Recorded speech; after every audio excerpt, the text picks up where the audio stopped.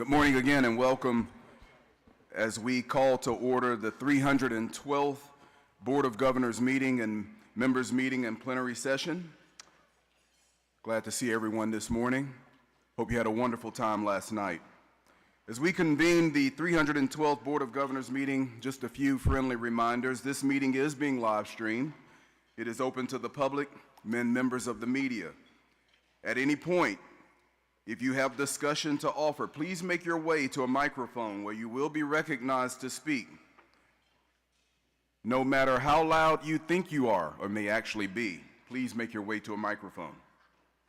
Only board members are allowed to vote, and you must be in person. To vote, you will use a clicker, the Point Solutions app on your mobile device, or the ttpoll.com website on your computer. At this time, if you need a clicker, please raise your hand and bar staff will get one to you. And I do see a few hands here in the center.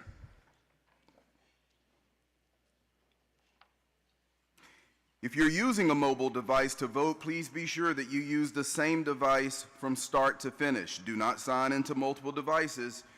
If you're using a clicker, please do not sign into a mobile device. If at any time you need help, please raise your hand and a bar staff member will be available to assist you. And so with those preliminaries, allow me to call to the front for our Pledge of Allegiance, Brandon Rosenstein with the YLD Board of Directors, and for our invocation, Kelsey Kicklighter, also with the YLD Board of Directors.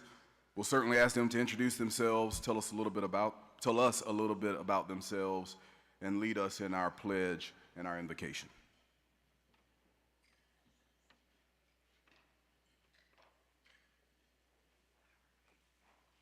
I'm going to test this really quickly. Good morning, everyone. My name is Brandon Rosenstein. I am from Atlanta, Georgia, Mercer Law Class of 2020. I'm an attorney over at Mottlick Injury Attorneys in Atlanta, Georgia. I'm a member of the Board of Directors for the Young Lawyers Division.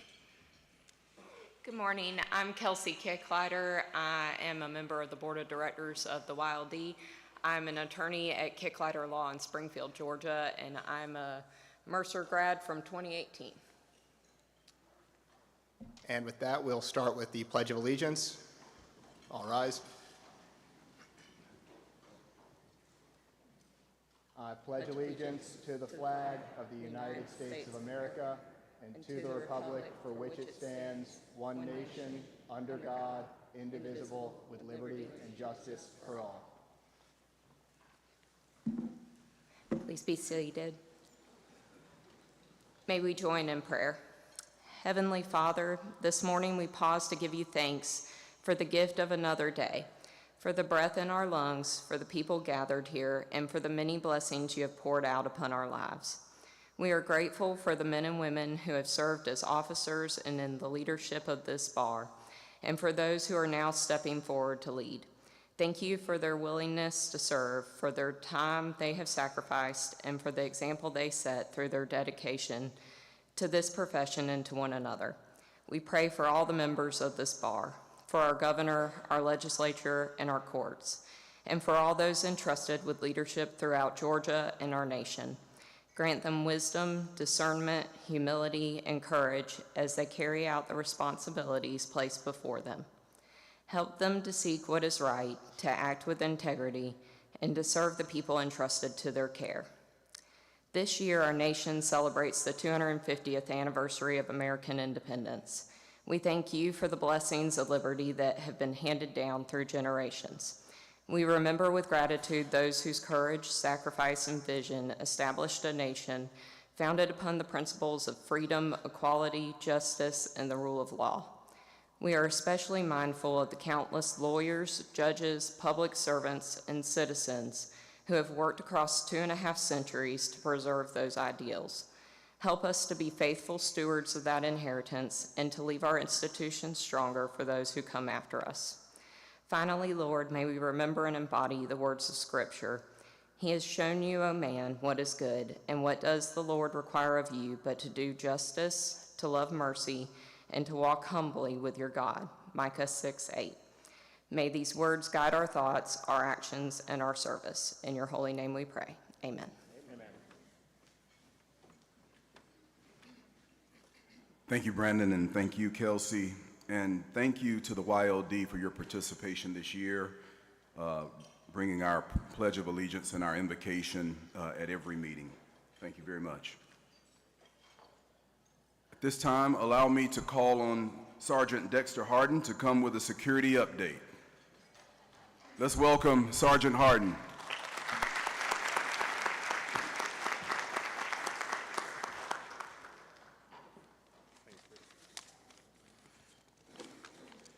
Good morning.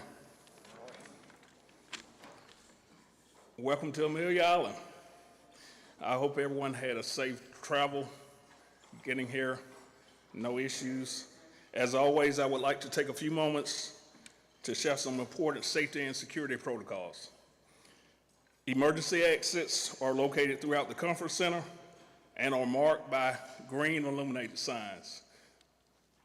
Evacuation procedures: in the event of an evacuation, if you are in this meeting or in this building, we will evacuate out the doors, the back rear doors, to the outside to Magnolia Garden, as well as the parking lot adjacent.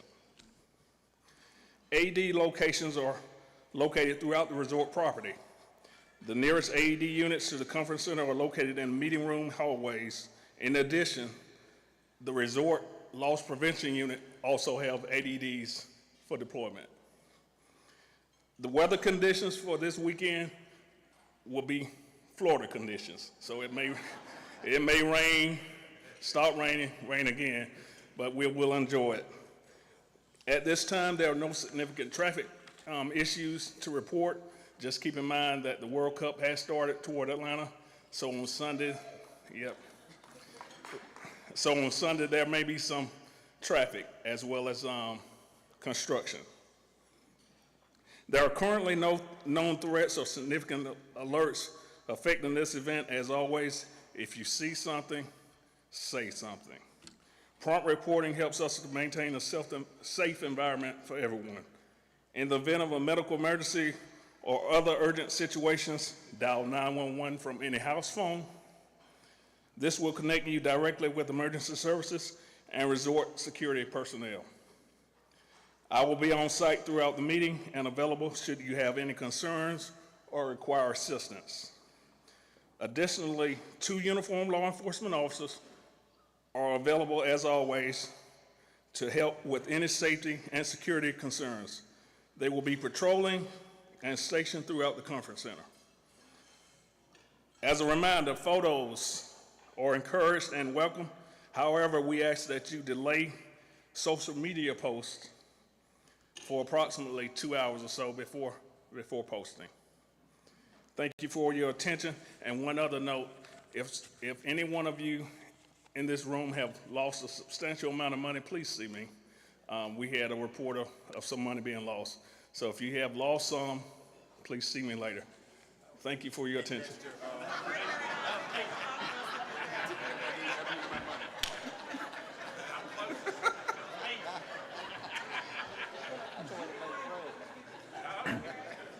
I'll see you later, Dexter. I'll be right. At this time, allow me to recognize past presidents, judges, and other special guests. Starting with the Supreme Court of Georgia, we have with us today Chief Justice Nels Peterson, Presiding Justice Sarah Warren, Justice Charlie Bethel, Justice John Ellington, Justice Carla McMillan, Justice Sean LaGrua, Justice Verda Colvin, Justice Andrew Pinson, and Justice Ben Land. Join me in welcoming the court.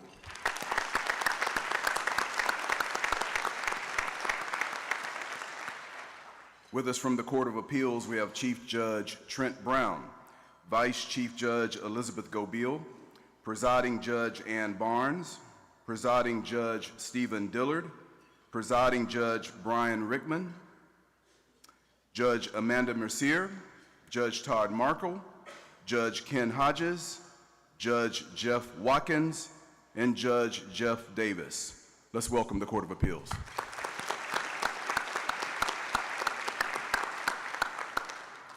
Past presidents joining us at this annual meeting include Bill Barwick, Ivy Cadle, Robert Chastain, Robin Clark, Hal Daniel, Elizabeth Fight, Ken Hodges, Robert Ingram, and Darrell Sutton. Welcome to our past presidents.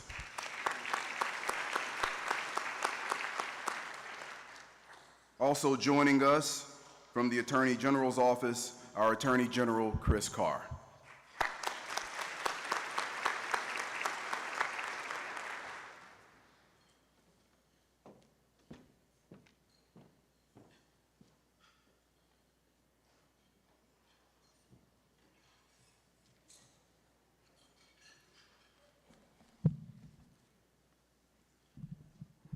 Oh, it looks nice down here. At this time, I have the honor and the pleasure of recognizing retiring officers and board members. First, our retiring officers. Ivy Cadle, immediate past president, 9 years on the board.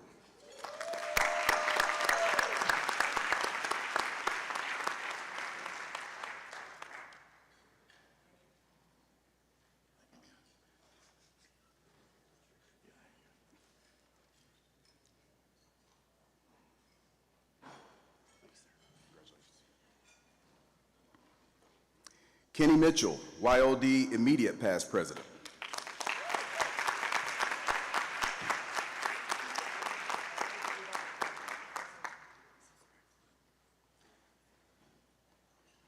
Come to this side. Kenny will remain on the board as a member at large, so no certificate today, but we get a picture.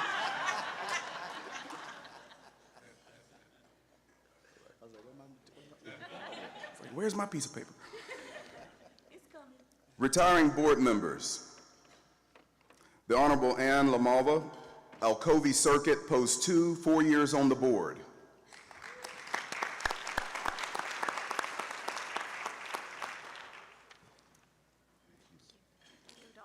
Go Dogs.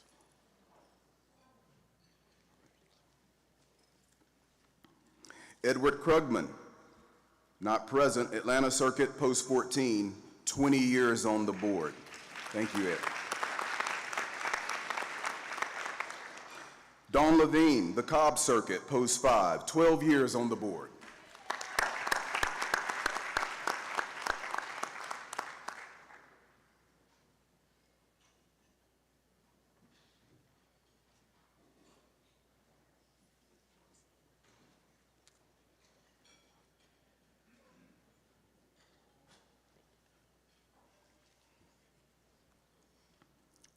Janice Wallace, Griffin Circuit, Post 1, 14 years on the board.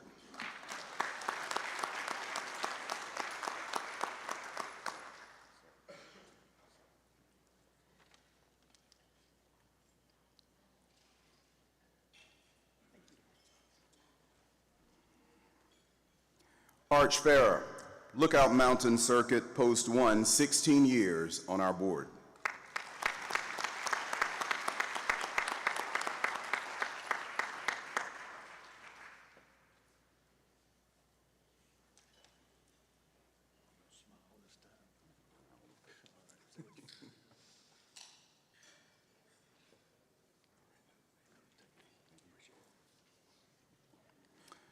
Mike Prieto, member at large, Post 3, 4 years on the board.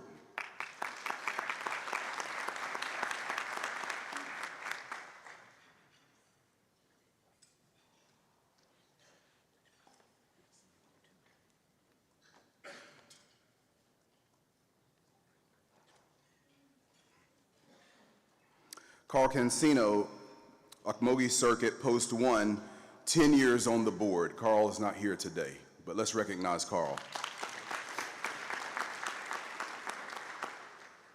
And Andy Davis from the Rome Circuit, Post 2, 14 years on the board. This time.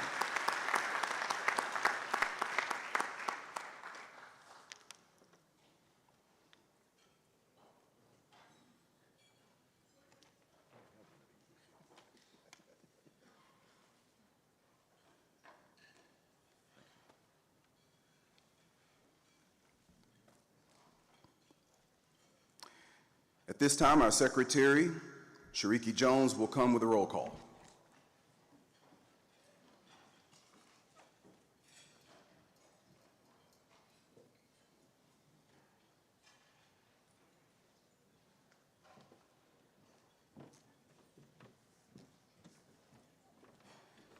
Good morning, everyone. I like the response, thank you. The roll is currently being passed through the various sections. We did something different this morning. We started from the back and they're making their way up. So for our board members, please sign next to your name so that we know that you are in attendance. We'd also love for our guests to be accounted for as well, so there are spaces in the back for you to sign in as well. I also will ask that once you have signed and in your haste to get up to go to other meetings or to head to the beach, that you please leave the roll here. Thank you.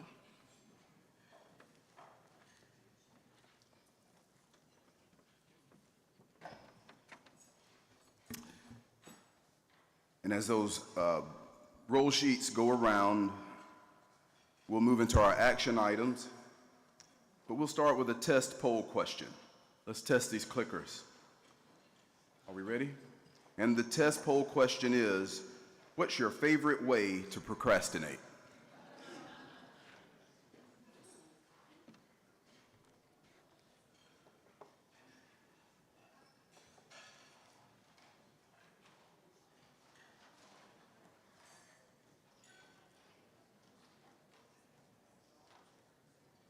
And we'll close the test poll.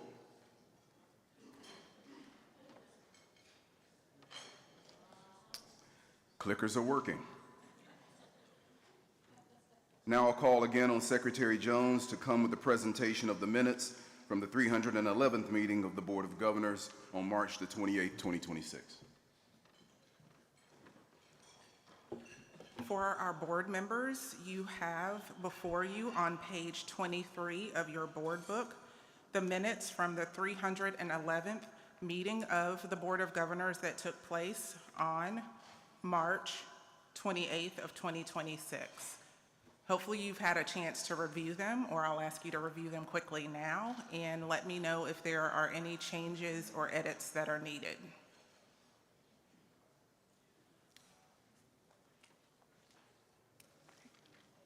Hearing no corrections or amendments, Mr. President, I'll present the minutes to you for a formal vote.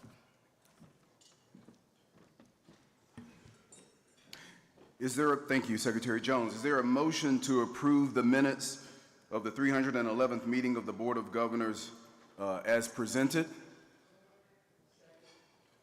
Motion and second being heard. Is there any discussion? Hearing none, please publish the poll. Do you approve the minutes of the 311th meeting of the Board of Governors on March 28th, 2026 as presented? Only Board of Governors members can vote.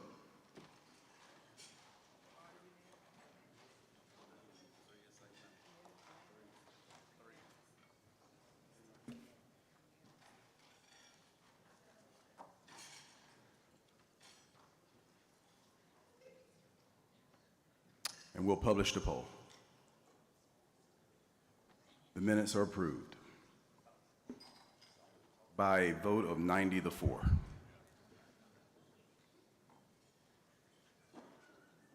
At this time, I have the pleasure of providing my last address to you.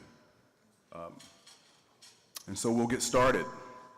Mr. Chief Justice, members of the Supreme Court and the Court of Appeals, to my executive committee, to all of the governors gathered today, to the very able staff of the State Bar of Georgia, and importantly to the more than 56,000 lawyers who make up this great bar. It is with pride and pleasure that I report on the progress and accomplishments of this historic bar year.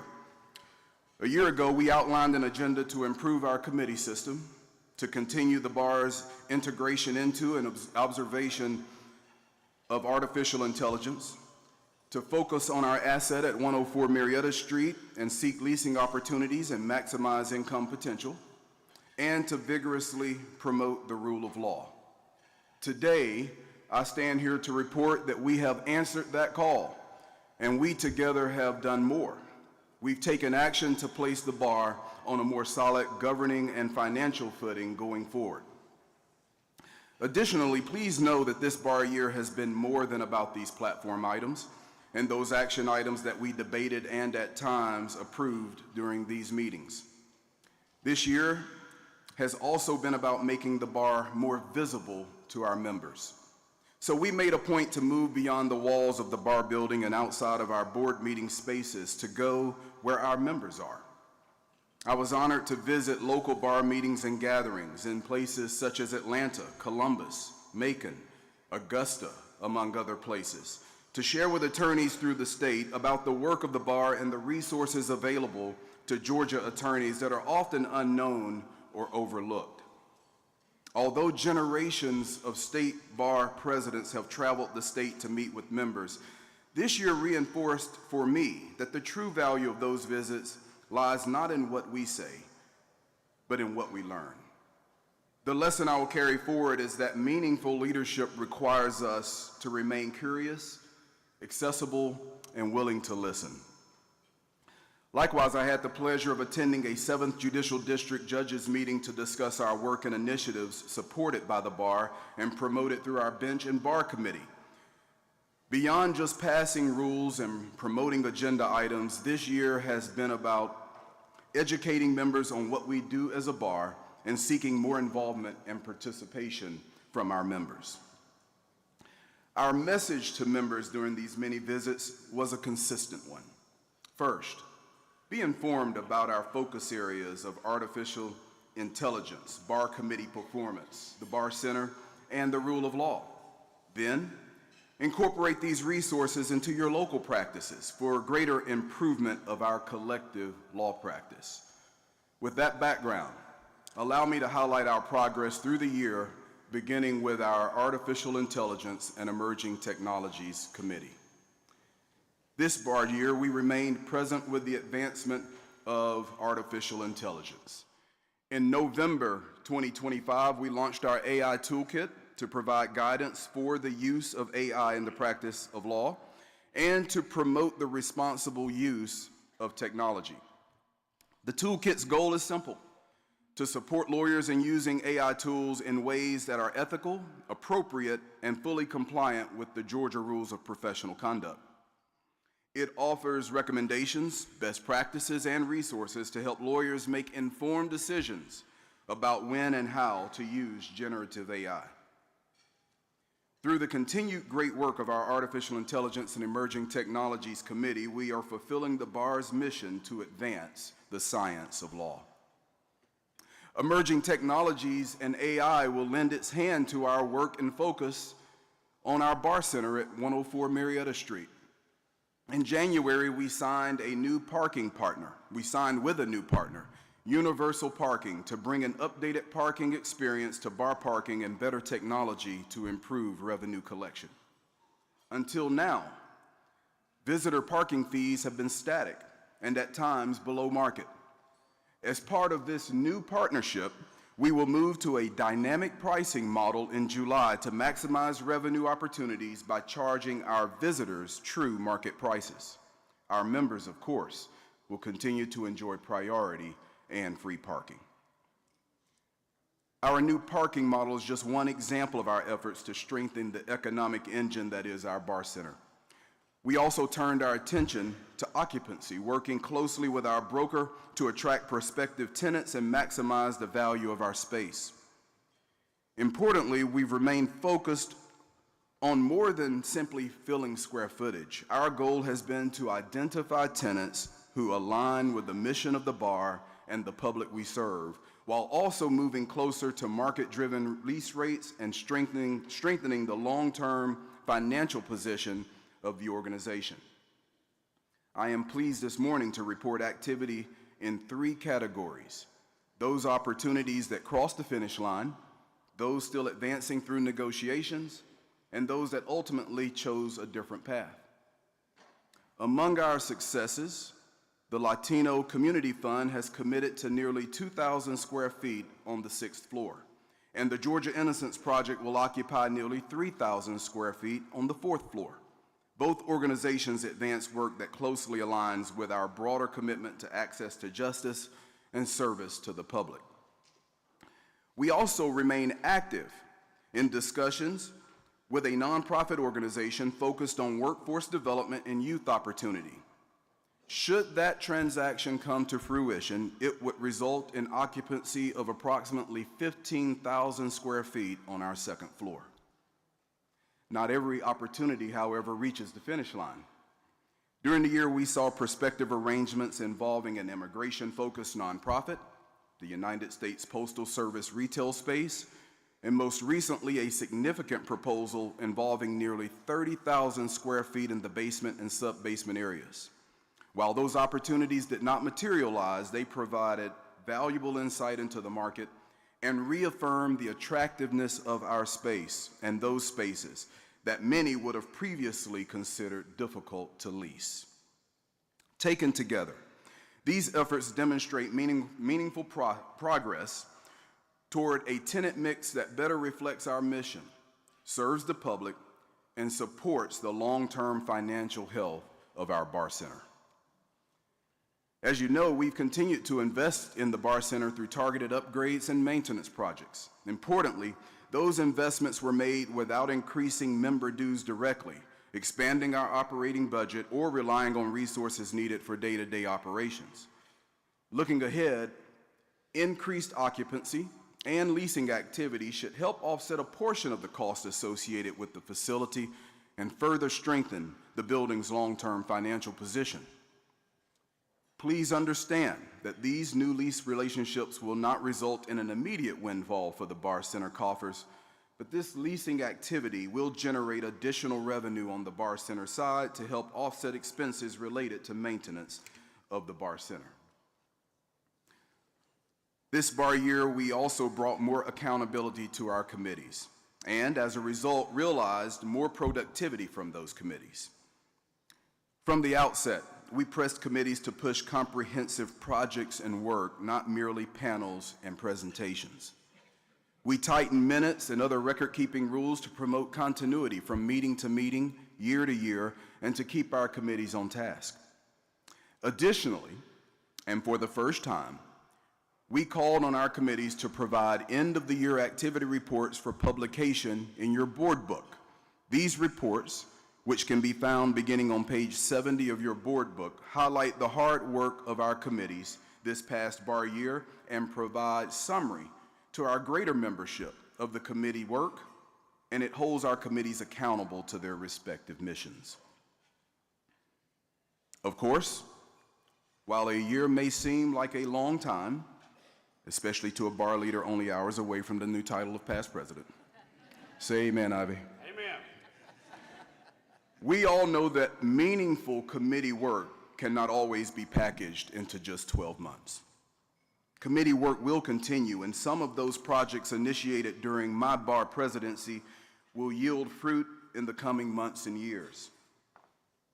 This year, the Access to Justice Committee conducted a state of pro bono survey with plans to create a strategic plan for the next 5 years. As that committee completes its review of the survey results, I anticipate that in the coming months, the Access to Justice Committee will present its findings to the Executive Committee and to this body. Just one example of our committees doing the work of the bar. We also welcomed this year a new division into the bar fold. The Senior Lawyers Division was established in February, culminating the hard work and vision of our President-elect Bill Gentry and his supporting cast, who all worked tirelessly towards the division's creation. The Senior Lawyers Division's mission is in part to foster discussion about issues germane to older lawyers, to create interchange of ideas with other groups, including the Young Lawyers Division, to provide mentoring opportunities to younger lawyers, and to foster camaraderie among the older members of the state bar. Our bar will be well served by this new division. And Bill, I'll say that after the announcement of the SLD went out, I received several emails from affected members. Some congratulatory, some upset that I'd reminded them of their age, and one in particular suggesting that we change the name to the Champions Division.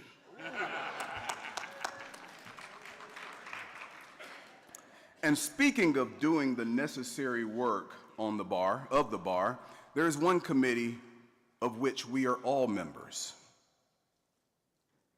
We are all members of this learned profession, and as part of our collective committee work, our professional work, we must promote the rule of law. Promoting and defending the rule of law was a constant theme of this year, and it should be a focus and theme every year, because understanding and defending the rule of law falls squarely in line with this bar's stated mission, improving the administration of justice. For years, the State Bar of Georgia has promoted the rule of law through law-related education. From the Journey to Justice program, which hosted 83 tours at the Bar Center and 14 on the road this bar year, to our high school mock trial program, we are bringing constitutional literacy to our youth and future generations. And let me take this time to note that Northview High School of Johns Creek finished second place at the Nationals for high school mock trial.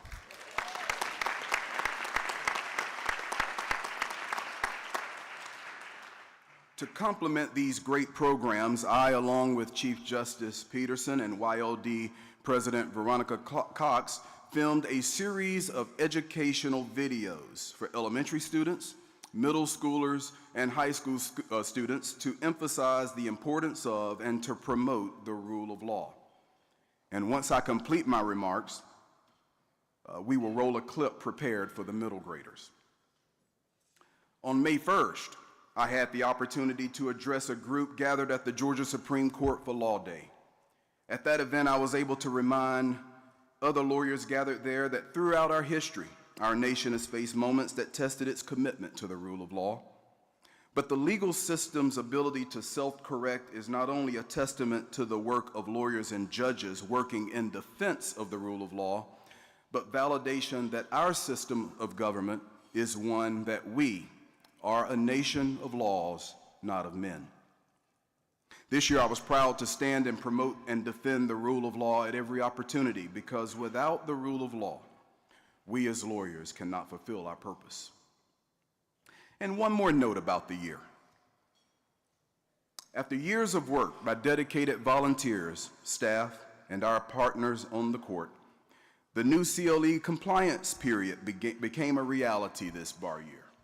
I'm proud that we were able to modernize the system in a way that provides greater flexibility and relief for Georgia lawyers while continuing to emphasize the importance of lifelong learning. Continuing legal education matters because competence matters. It matters to our clients, to our courts, and to the public we serve. These changes acknowledge the realities of modern practice while reaffirming our commitment to maintaining a profession that is knowledgeable, ethical, and prepared for the challenges ahead. I believe this will prove to be one of those quiet but transformative improvements whose full value will be appreciated for years to come. We accomplished a lot this year. And I say we because this body of work is the product of a collective effort that includes all of us in this room and our many lawyers across the state. To the Chief Justice and the court, thank you for being a partner in the work of the bar. Your leadership and partnership is meaningful, not only to me, but in the success of our board and our bar. A special thanks to our bar liaisons, Presiding Justice Warren, Justice Bethel, and Justice McMillan, for your collaboration during this bar year. The court-bar partnership shows that working together works. To my executive committee, importantly, thank you for your support and for standing behind my initiatives. More importantly, thank you for your engagement, your deliberation, and your vision. You showed up to every meeting dedicated and ready to work, and that made my service easier and enjoyable. To this Board of Governors, thank you for how you represent your constituents, and thank you for your dedication to showing up and making sure that we, as bar leaders, get it right. You were not here to provide a rubber stamp. You used your voice and offered sound debate. You keep us strong as a bar. To our bar staff, led by our very able executive director, Damon, to Sarah, to Russ, to Ron, to all of our bar staff, thank you for your daily work on behalf of Georgia lawyers, and thank you for all you did this year to make my presidency a success. And to the 57,000 lawyers in this state, thank you for putting your trust in me to lead as your 63rd president. And at this time, we will roll and share a clip of a rule of law video filmed by the Chief Justice, our Wildy president, and myself for middle school graders.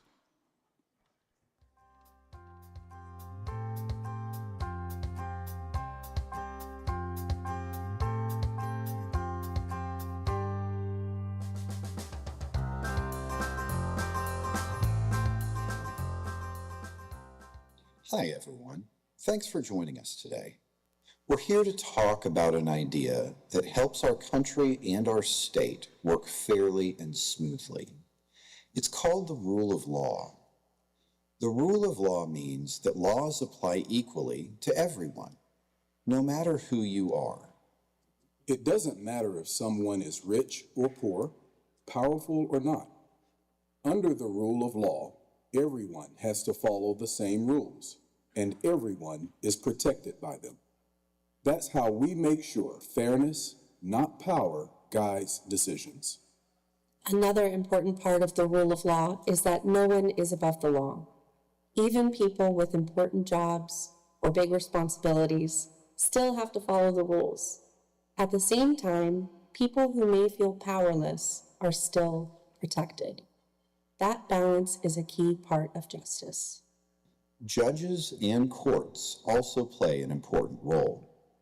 Judges don't decide cases based on what they personally believe the law should be. And they don't decide cases based on popularity or public pressure. Instead, judges have to follow the law as it's written. They have to be impartial, and they have to treat everyone equally. That's what helps people trust the court system.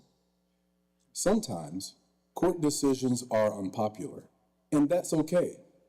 Disagreement is a part of a healthy democracy. But the rule of law reminds us that even when we disagree, we still respect the courts and their decisions. Courts explain the law, but they don't make the laws.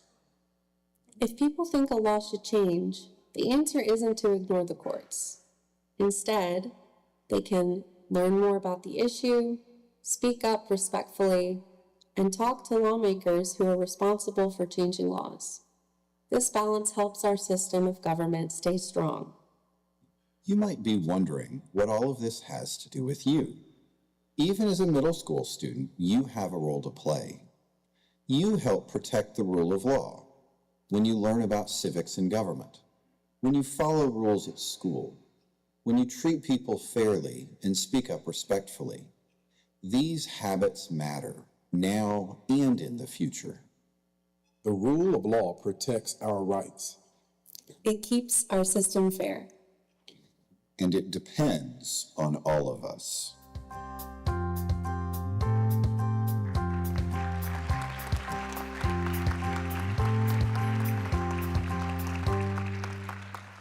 We'll spare you from the other two, but those videos will be seen by our school, our students here in Georgia, hopefully for years to come. Again, thanks to all of you. It's truly been an honor and a privilege to serve. Thank you.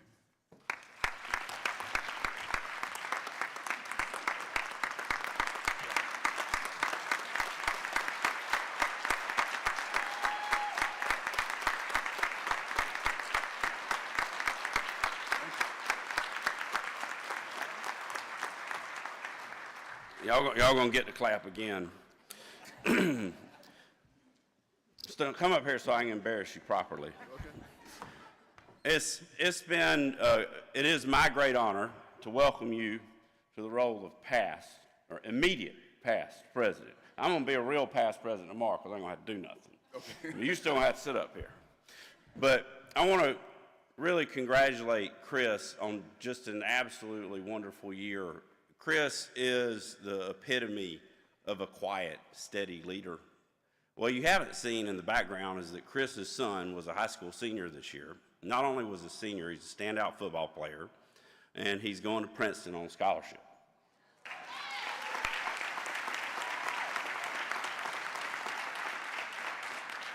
Chris has done a phenomenal job with the bar, and he's also done a phenomenal job figuring out how to fit it all in and how to also be there for his family, and has just done a great job. So if you will join me, it's my honor to present him with this heavy crystal memento that he can put somewhere and dust off occasionally. But Chris, congratulations. Really impressive year. Thank you for your service. Appreciate it. Thank you.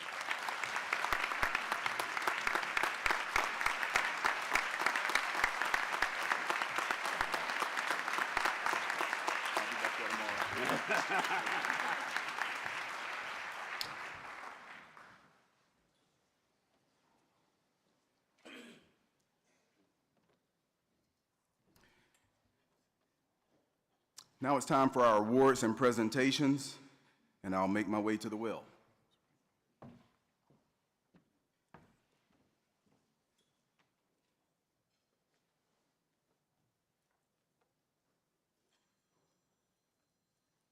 It's not my phone.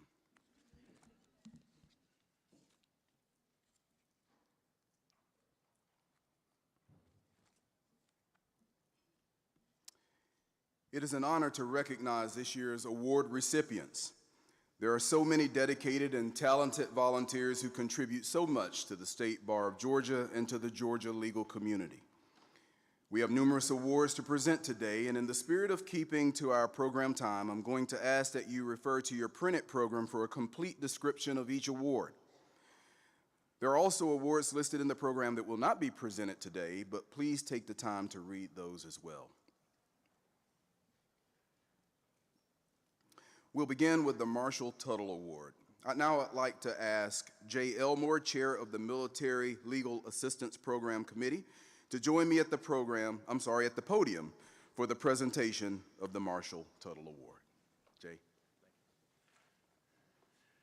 I'll have to say this is a particular honor to deliver this one this year because we're doing it to Michael Leo Monahan posthumously. I'll be very brief, but I think it's important to have a little bit of a history of Mike. He started as a staff attorney with the Georgia Legal Services and the Migrant Workers Project down in Tifton, where he represented the migrant farm workers there early in his life. And then he later became the director of Georgia Legal Services Pro Bono Unit and the director of the Pro Bono Resource Center, a joint project between the State Bar and the Georgia Legal Services Project. During this time, he received numerous awards, recognitions, and things for his service to indigent people and those underrepresented, including veterans. But the reason we're giving this award to him, and by the way, it was done unanimously by the committee, made up of past members of this, without any question, is that when many years ago we began developing the idea of the Military Legal Assistance Program, and there are a number of people here in this room that were very instrumental in doing that. Mike worked from the inside to foster this, because it didn't pass the first time, but it did the second time, and helped in getting a director for the program who he worked with closely, that was Norman Zoller, in identifying lawyers and connecting people, service personnel, active duty people and their families, and veterans, and providing service for them. Together, they worked and helped thousands of veterans, actually putting them with lawyers that have volunteered to do this. Eventually, because of the restrictions on the budget, which now is going to be fixed, right, with all this new idea we're doing, they were unable to continue paying for the executive director. Chris Pitts was the director at that time, and Mike brought him over to the Georgia Legal Services Program even though his pay was a little bit more. And he worked at the same position with the Georgia Legal Services Program. Later, when Chris took a position with the Veterans Court of Appeals, Mike said he would do the job. And he stepped into those shoes without any additional compensation or anything else other than just doing it, because it needed to be done at that time. Now, there were some issues that when the Georgia Legal Services only provides services outside of Atlanta. So therefore, we couldn't do he got the Atlanta Legal Services to pick up that part on his own. Then eventually, the problem was that the Legal Services Program has a income cap, and we could not help the E4 and above that we had been before. So we were trying to figure out how can we fill this gap, and Mike worked with us in identifying and finding the Warrior Alliance. And so we talked for them for a while, and they said they could fund that position. And we could find the people and the lawyers, and they could do that. Mike helped us work with, create an MOU, Memorandum of Understanding with Warrior Alliance that got through the bar and was approved. And as a result, we now, and Ashley Clark is now receiving the calls and working with MOU. We're now back where we were before through much of the work of Mike in providing 100% service regardless of income, regardless of geographic services. And that's a lot of work where we got back years to where we were. So we're providing these services for thousands of people. And I would, at this time, like to ask Patty, Mike's wife, and Clint, his son, and Jessica, his daughter-in-law, to come forward.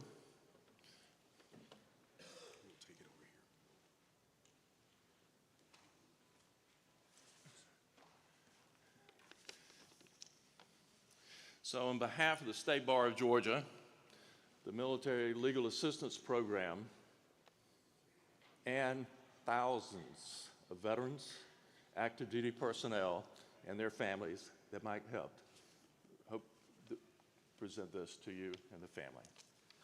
Thank you.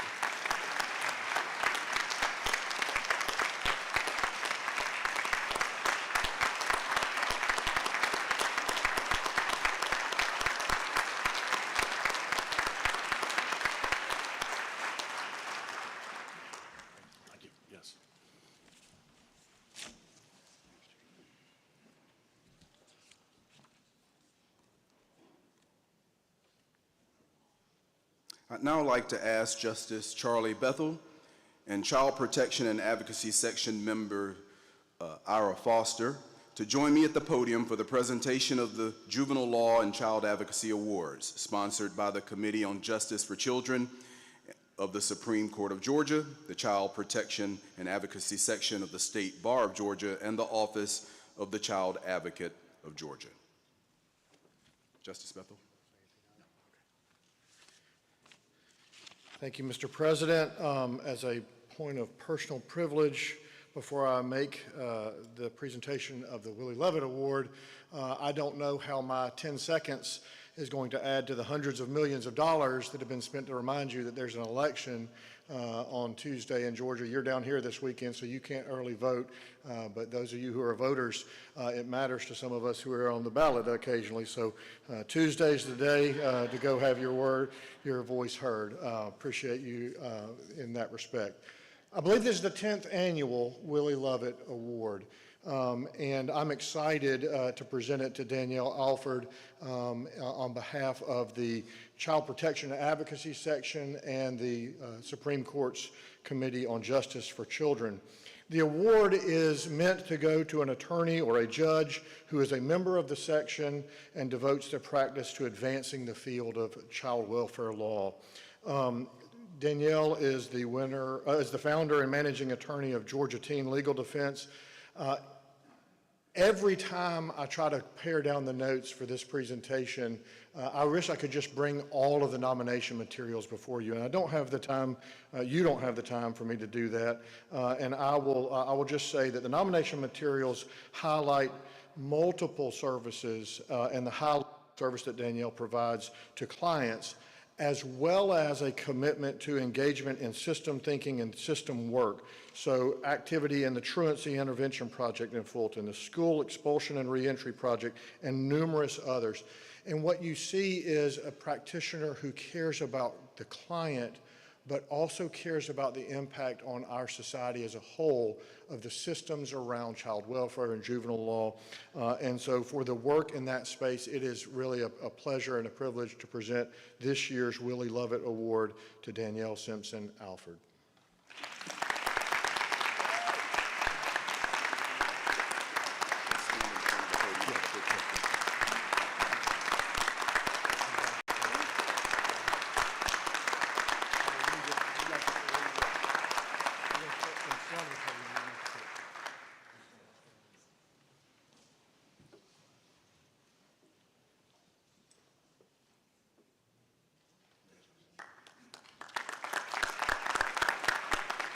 I can stay? I'll stay, I got it. Okay, I get to stay for two more presentations.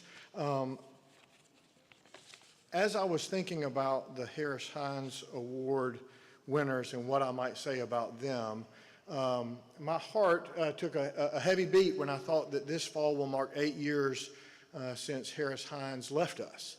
And it occurred to me that some of you might need to be reminded, and others of you might need to be told for the first time, that Harris Hines loved you.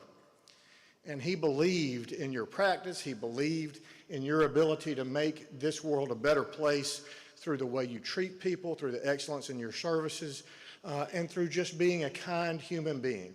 And so for those of us who remember him fondly, I want to remind you that he had a calling on you to be better than you might have been when you thought you were this morning. And for those of you who don't remember him, I'm sorry. Some of us are still trying to be a little bit more like him in the way we treat one another in this world. Harris Hines was a real believer in young people, a lover of children, somebody who believed in that infinite capacity of the beginning years of human life and what we might be able to accomplish. And he believed that all of us, lawyers, judges, just people, had a responsibility for nurturing and fostering that belief in the next generation. And so the Supreme Court Committee on Justice for Children presents the annual Harris Hines Award both to a DFACS case manager and an attorney who practice in the area and exemplify excellence and professionalism in that space. And so I will introduce them both and ask them, I'll ask you to come up separately. And so I'll start with our case manager this year. Keosha Pettigrew works in Rockdale County's DFACS office. She's a Gwinnett County resident. Again, I don't have the ability, I wish I did, to read all of the nomination materials. I love people who care about doing their work and don't sort of think about it as how little can I do and get home without being in trouble, but how much can I give to the people I serve. But Keosha is credited with having a steel trap memory, being an unflappable case manager in the face of all sorts of challenges. She's described as passionate, intelligent, trustworthy, tireless. When I say tireless, the materials, I just pulled out one piece, noted that on one occasion visited 16 different addresses in the metro Atlanta area looking for the parents of a hospitalized newborn who was coming into state care.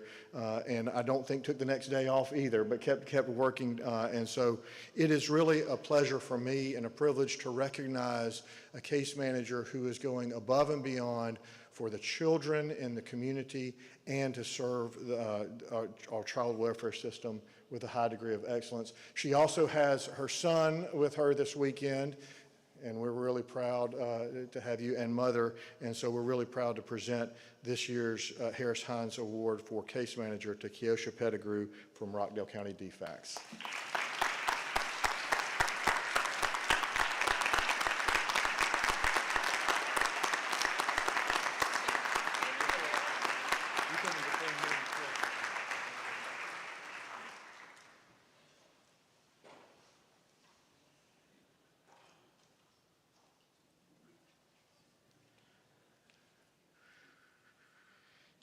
One more, our attorney recipient for the Harris Hines Award.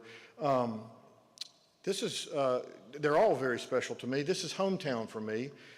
So Andrew Powell is our attorney recipient. He works with the Department of Family and Children Services in Whitfield County, my home, and we're certainly proud of him. He is credited in the nomination materials with helping to reshape the culture of child welfare in our community, which I think is a very fair assessment. He is constantly recognized for educating staff and parents and everyone involved in the system, regularly holding case updates whenever we, have changed something or messed something up from our end. He helps share all that news to the rest of the folks in the community. One particular episode that stood out in Andrew's nomination materials, in a situation where there was a pretty complicated case of sexual abuse, Andrew took the time, among other things, to bring the victim as well as a trusted advocate physically around to locations to make sure that a venue problem didn't arise, so that we made sure that we knew physically where all the places were, which is often a very difficult thing for young people to even really realize where our political boundaries are. I will note that he is in uniform today in a bow tie. He is known for wearing the bow ties. Our DFACS office, in fact, has a swag like a SAG day where they all wear bow ties in honor of Andrew. And he shared with me last night something that I didn't know, that the tradition of his bow ties actually comes from Judge Lovett, who of course also was known for wearing bow ties. And he told me that it was Judge Lovett who taught him how to tie a bow tie back when he was, I guess, a student along the way. And one other piece, Andrew works tirelessly in this place, and I think most of you who know anything about the work know how difficult and challenging and time-consuming it is.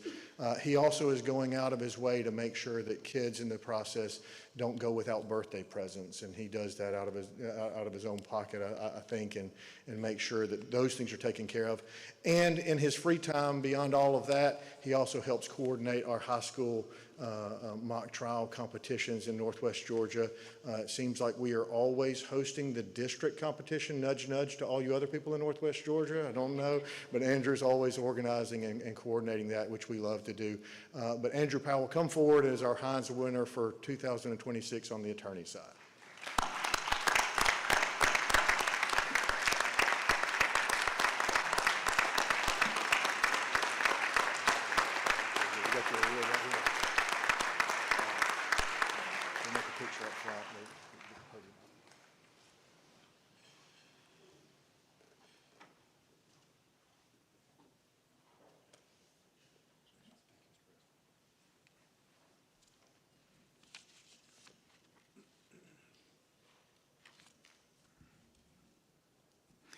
Chief Justice Thomas O. Marshall Professionalism Awards, sponsored by the Bench and Bar Committee of the State Bar of Georgia and selected by all living past bar presidents, honors one lawyer and one judge who have and continue to demonstrate the highest professional conduct and paramount reputation for professionalism.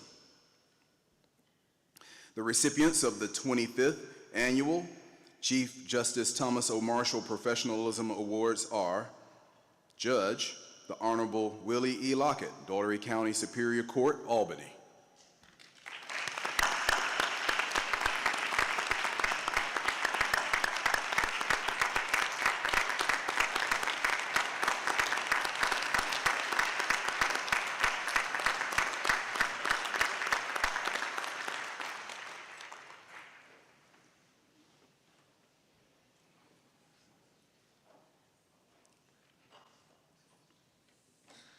And the lawyer recipient of the 25th Annual Chief Justice Thomas O. Marshall Professionalism Award is Joel Wooten, Jr., Columbus, Georgia.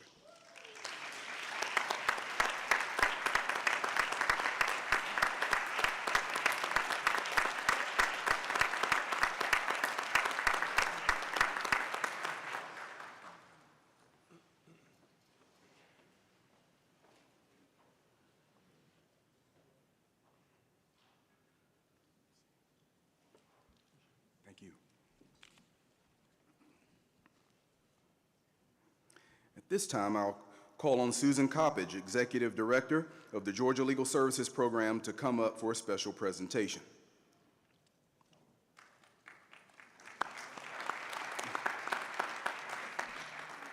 This is where we applaud for you, Yeah. not me. You have donated.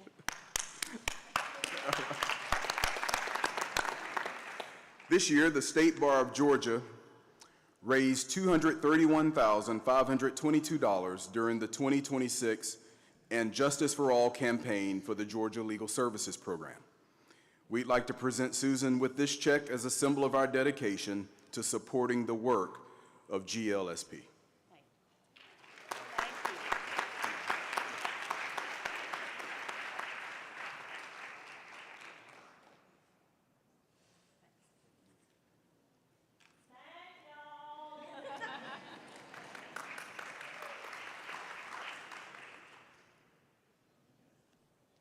I would like to acknowledge our corporate sponsor and present them with a plaque of appreciation. We're very thankful for their support, which helps make meetings like these possible. Please take time to show your appreciation and visit with them in the exhibit hall. 5 Gavel, I3 Verticals, 5 Gavel, Member Benefits, Inc., and that award will be accepted by Suzanne Treffry and Tom Shard. If they're here, to come present, please. Moving on to our local and voluntary bar activities awards. For ease of presentation, the bars and individuals who will be receiving these awards will receive all awards at the same time. Local bars are eligible to receive the following awards for their work throughout each bar year. Awards of merit are given to voluntary bar associations for their dedication to improving relations among local lawyers and devoting endless hours to serving their communities. The Law Day Award of Achievement is presented to local and voluntary bar associations that best plan Law Day activities in their respective communities to commemorate this occasion. The Best New Entry Award is presented to recognize the excellent efforts of those voluntary bar associations that have entered the Law Day or Award of Merit competitions for the first time in 4 years. The Newsletter Award is presented to local and voluntary bars that provide the best informational source to their membership. The Website Award is given to local and voluntary bar associations with websites that exemplify excellence in usefulness, ease of use, content and design, and meeting the needs of the website's targeted audience. The President's Cup is a traveling award presented annually to the local or voluntary bar association with the best overall program. The Thomas R. Barnside Jr. Excellence in Bar Leadership Award honors an individual for a lifetime of commitment to the legal profession and the justice system in Georgia through dedicated service to a voluntary bar, practice bar, specialty bar, or area of practice section. This year's recipient is R. Gary Spencer, as nominated by the Gate City Bar Association. Gary, please come forward.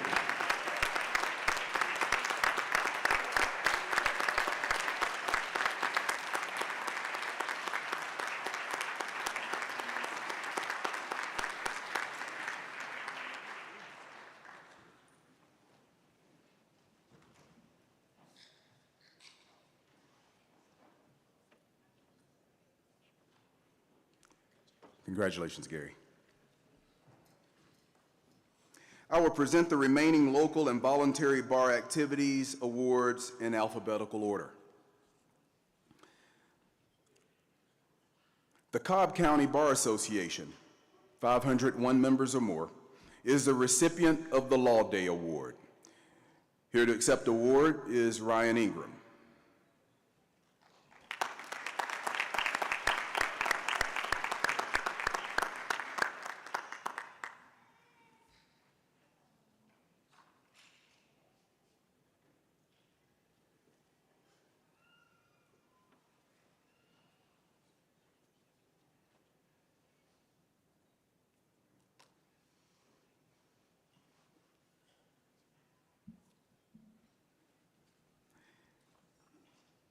The DeKalb Lawyers Association, under 50 members, is the recipient of the Award of Merit.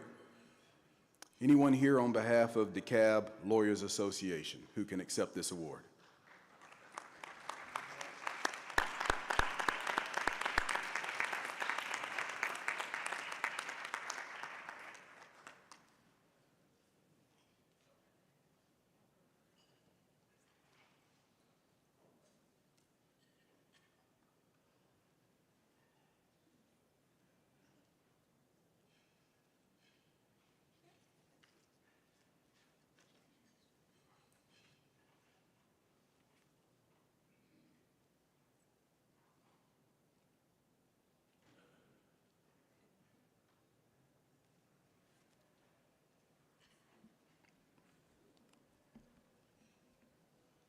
The Gate City Bar Association, 251 to 500 members, is the recipient of the Award of Merit, Best Website Award, and Best New Entry. Here to accept the award is the Honorable Pierce Hand Sites on behalf of Gate City Bar Association.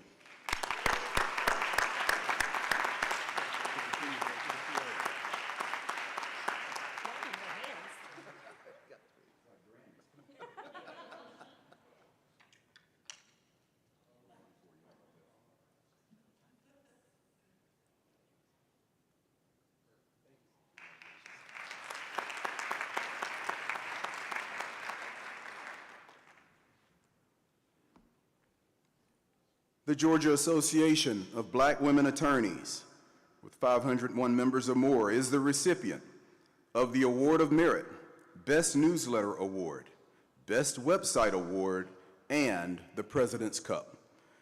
Here to accept the award, Rugine Bray, immediate past president of GABWA.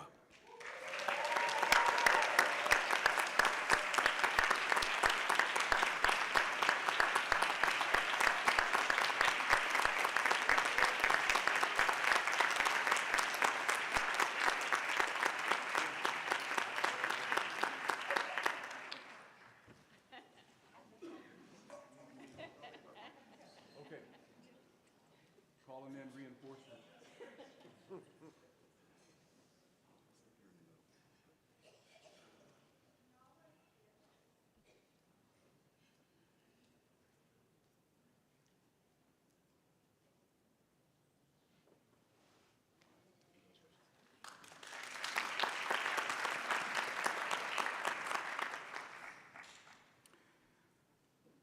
The Gwinnett County Bar Association, 101 to 250 members, is the recipient of the Award of Merit, Law Day Award, Best Newsletter Award, and Best Website Award.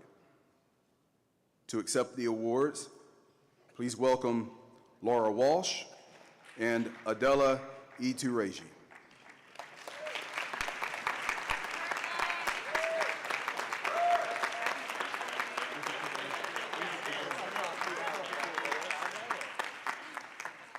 Laura's also receiving the Birthday Award.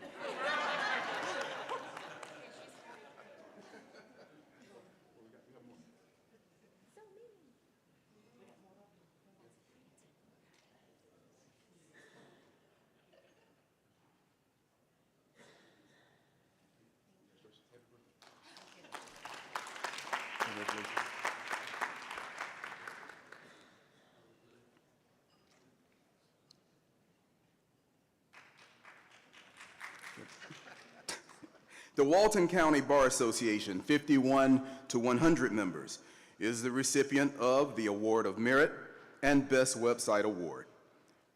Here to accept the award is the Honorable Shavita McCamey, receiving these two awards.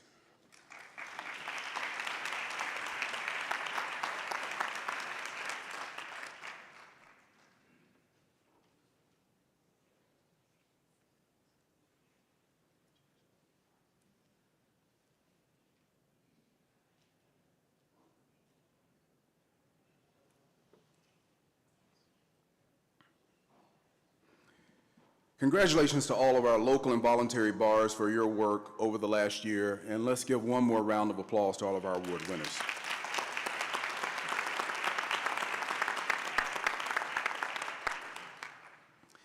Section awards are presented to our outstanding sections for their dedication and service to the areas of practice and for devoting endless hours of volunteer effort to the profession.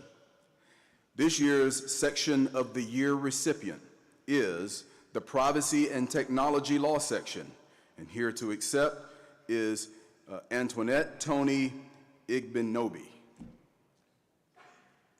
She's here.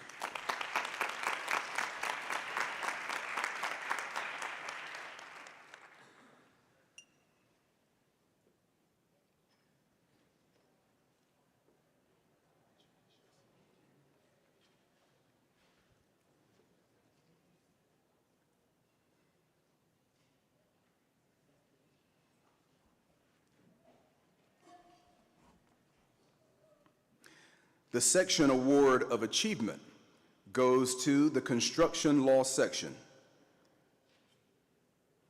The award is to be accepted by Peter Crofton. Peter?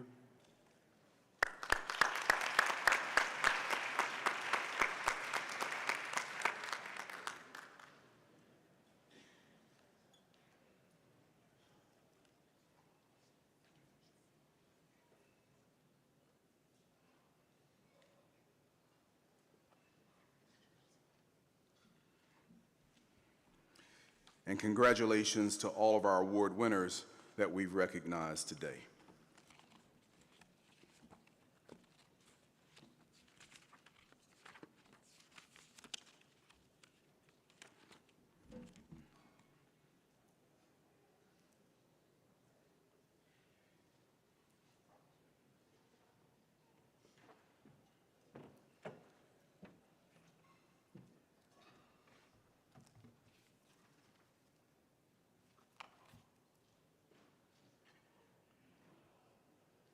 At this time, we will hear special reports.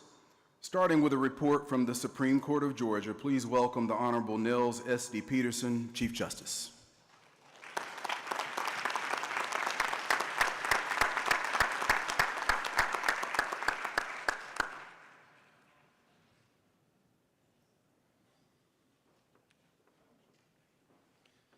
Thank you, President Twyman. It's an honor to be back with you all this year. I have two updates, one reminder, and a word of thanks, and then I will sit down. First update involves the composition of the court. Since I reported to you last year, the vacancy that was left by the retirement of Chief Justice Michael Boggs was filled in late July by the appointment of Court of Appeals Judge Ben Land. We're delighted to have him. And then last month in May, Justice Land was elected to a full 6-year term, and Presiding Justice Warren and Justice Bethel were reelected to 6-year terms. Congratulations to all three of you.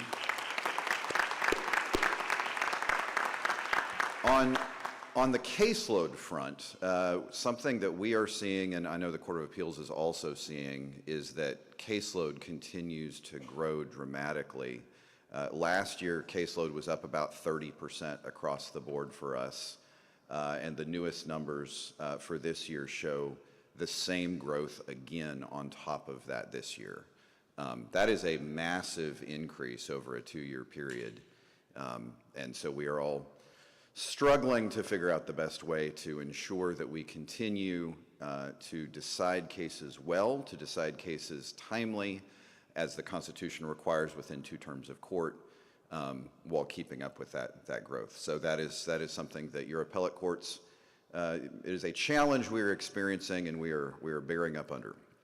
The reminder, and you don't really need me to remind you of this given the material that President Twyman covered, but I'm going to anyway. The reason we are all here is the rule of law and our commitment to it. And as a reminder, the rule of law is the idea that no one is above the law's requirements or beneath its protections. And those 2 core points are behind everything our court does, whether it's access to justice, whether it's judicial security, whether it's professionalism. All of those things we do to further, the rule of law is aspirational, right? When I say no one is above the law's requirements or beneath its protections, we know we have not achieved that. And so what we do when we work towards the rule of law is we work towards getting closer to achieving the no one being above the law or beneath its protections. The work that we have done this last year has been good. The work the bar has done towards that has been good. It has been a real honor to work side by side and shoulder to shoulder with President Twyman on various rule of law initiatives. I have so appreciated that emphasis from him and from the bar. But each of you have to be committed to this goal, because the rule of law requires more than, it requires independent, impartial, competent, efficient judges. It requires lawyers who are committed to representing those who need representation. But it also requires a citizenry at large that is committed to the idea of the rule of law. I am not the world's most optimistic person by nature. This will not come as a surprise to any of you who know me. And so cynicism is very easy to fall into. But I would really encourage you, resist cynicism. Talk in your communities about the importance of the rule of law, about the importance of holding our government to the requirements that the Constitution imposes on it, and do so in a way that fights the cynicism that is so easy to grow within communities that aren't really spending time thinking about these principles. And I really encourage you to redouble your efforts in that respect this year as we celebrate the 250th anniversary of the independence of this country. And then my word of thanks is to President Twyman for his year of leadership. It has been a real joy working closely with him.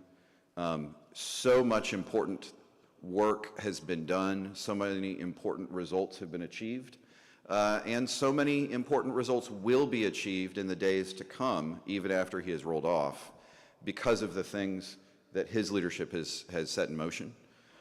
And I look forward to congratulating President-elect Bill Gentry and the rest of the officers tomorrow evening as we swear them in. So thank you all very much.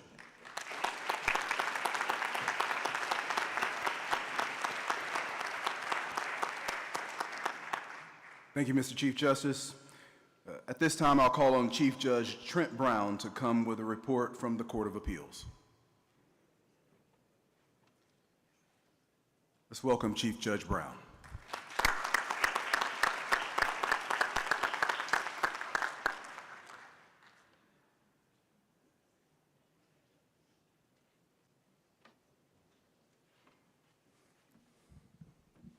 Good morning. All right.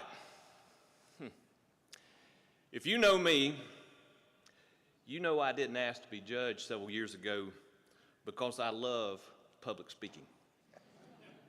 If you've been paying attention the last couple of months, you know that I've been doing a little too much public speaking. As for this morning, I thank you for the opportunity to give a quick update on your Court of Appeals. This year has not been boring. Thank you for Bar President Chris Twyman for his service, and congratulations to President-elect Bill Gentry on tomorrow's inauguration. Thank you to everyone in this room for your commitment to a strong state bar in the state of Georgia. Georgia's Intermediate Appellate Court remains busy and is getting busier. In 2025 alone, we handled 2,308 direct appeals and 798 discretionary and interlocutory applications. That was our highest caseload since 2019. We have already seen, as the Chief Justice mentioned, a 30% increase in our applications just during the 2026 terms. We remain one of the busiest courts of our kind in the nation. On the leadership side, Judge Elizabeth Gobeil and I have started our 2-year terms as Chief and Vice Chief as of last July. We are deeply grateful for the strong and steady leadership of former Chief Judge Amanda Mashir, She did an outstanding job guiding the court with wisdom and dedication. I, for one, hated to see her time as chief end, though she, of course, did not. Judge Mercier will soon become our newest presiding judge. Thank you, Judge Mercier, for your service as our chief. We also congratulated Justice Ben Land on his well-deserved elevation to the Supreme Court of Georgia, and we have been fortunate again to have Senior Judge Andy Fuller helping us while the spot remained open. As for that opening on our court, Governor Kemp has announced that Judge Paige Whitaker will be joining us.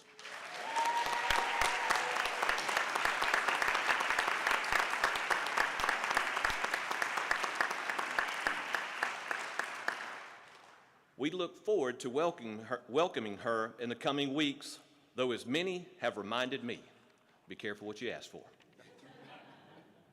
I also want to mention, after years of dedicated service, including as former chief judge and now presiding judge, Brian Rickman is returning to private practice with Kathy and Strain of Cornelia, Georgia. Judge Rickman, thank you for all you've done for the court and Georgia's judiciary. You will be missed, and we wish you every success.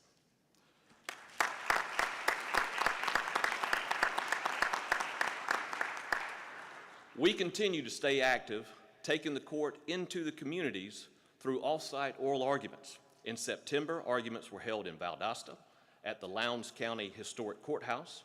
We've also held off-site at Albany State University, where we honored the iconic Judge Herb Phipps. It was a memorable event organized with the leadership of Judge Ken Hodges.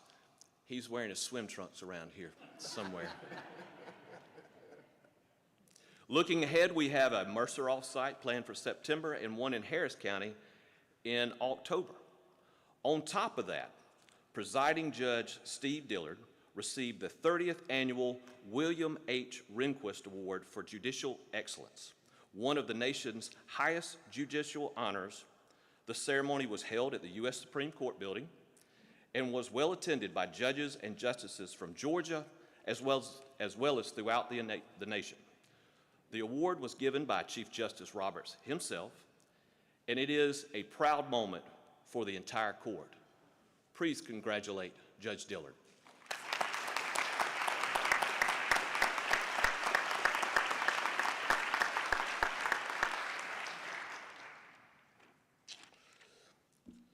Our Director of Judicial Protective Services, Stan Cooper, that we share with the Supreme Court, continues to enhance the security that was lacking for our judges and justices, and Chris Smith, our clerk who is here today, continues to make us look great with her efficient leadership of her office.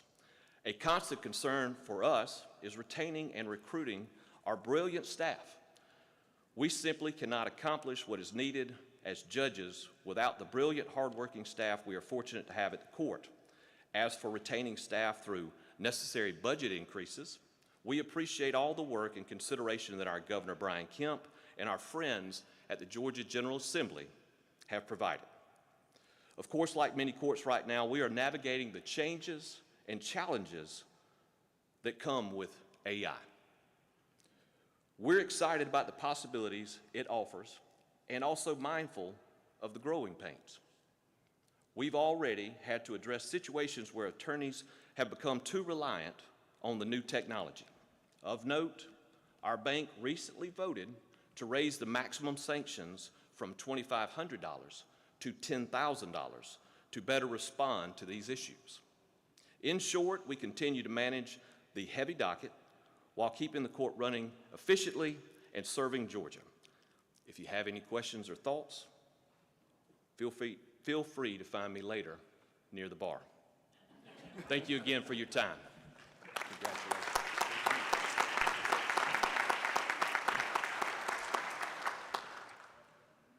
Thank you, Chief Judge Brown. Please welcome Executive Counsel Sam Hatcher from the Office of Governor Brian Kemp.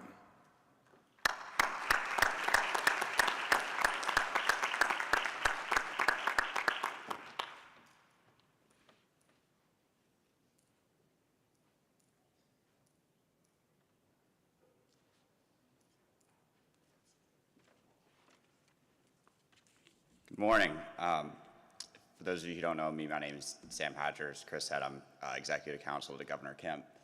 And first off, just wanted to say thank you all for having us here. It's a real treat to be invited to this every year. And Chris, thank you for all of the work you've done. And Bill, thank you for all of the work you're about to be doing. I wanted to just give a quick update on 2 points, one of which, if you've read the AJC this morning, you've seen the big news, and congratulations to Judge Whitaker. We're very excited about her service on, soon-to-be service on the Court of Appeals. But I think one of the biggest places the governor's office has an interaction with the bar and the judiciary and kind of the legal profession as a whole is judicial appointments. And with some of the changes this year particularly, the governor's set to have a pretty record term. These are not current as of this morning. They were current as of yesterday afternoon before that those announcements went out. But to date, the governor's made 172 total judicial appointments, with about 30 of those being in the last year alone. There have been 2 new statewide courts created over his term, and we're on pace to have upwards of 200 appointments by the end of his administration.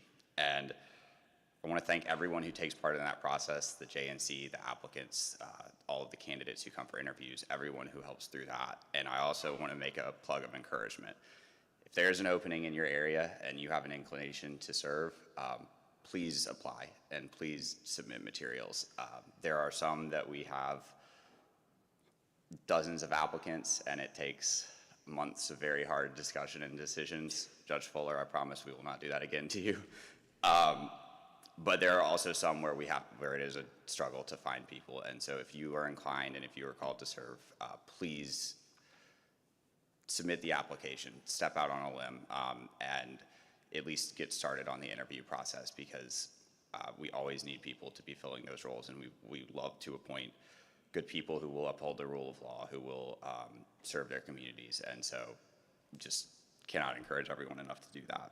And similarly, I want to give a thank you to all of our lawyers and partners in the legislature. I know some of them will be speaking later, so I will not step on their shoes, but I will say that in my role, one thing I will thank all of them for and encourage people to consider is that it really helps having lawyers in the legislature. It helps to have a common language to speak. It helps to have an understanding of how bills will be interpreted, how the process works, how the system works. And so again, kind of similar to my other plea, if you are inclined, if you're interested, please consider it, because the more the merrier, and it always helps. And with that, and being mindful that we are at the very tail end of our agenda, I will sit down and stop talking and cede some time to the rest of us. And thank you all again.